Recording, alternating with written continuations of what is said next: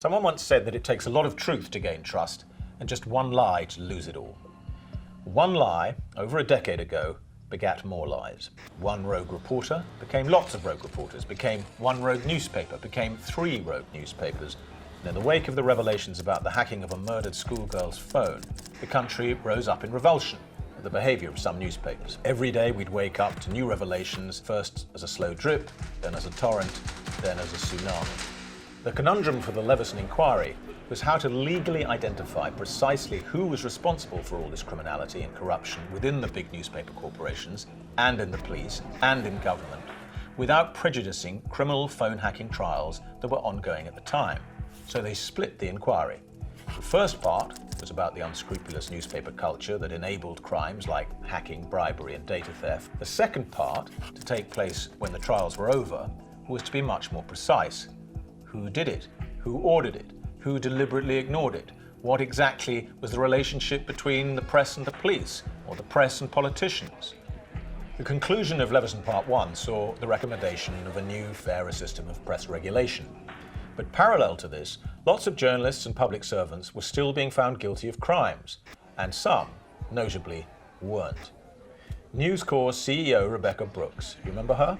Had key evidence, such as this, we have paid the police for information in the past, deemed inadmissible during her trial. Both she and her boss and mentor, Rupert Murdoch, adopted the defence that whilst criminality was rife all around them, they saw or heard no evil. I don't remember that at all.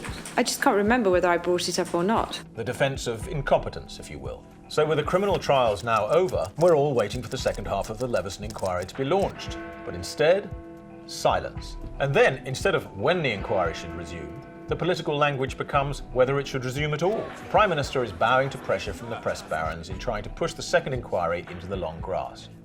And even while she's doing that, Rupert Murdoch has launched a bid to take full control of Sky TV, which would give him a terrifying dominance over Britain's media.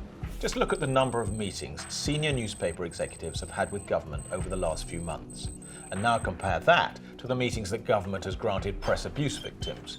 Not so-called celebrities, but the voiceless minorities and innocent people who often by fate or personal or family tragedy have found themselves in the press's crosshairs. As for the new, fairer system of press regulation, the very same newspapers who caused the Leveson Inquiry now point-blank refuse to comply with its findings. As we consider this report, we should consider the victims. And so they should, except the same government instead now betrays them. It's this very dynamic of power protecting power that Leveson Part 2 promises to expose. The government's about to make a decision. It was because of your outcry that the Leveson Inquiry happened in the first place. And it's only with renewed outcry that we can make sure the job's finished. So please, go to hackinginquiry.org to take action today.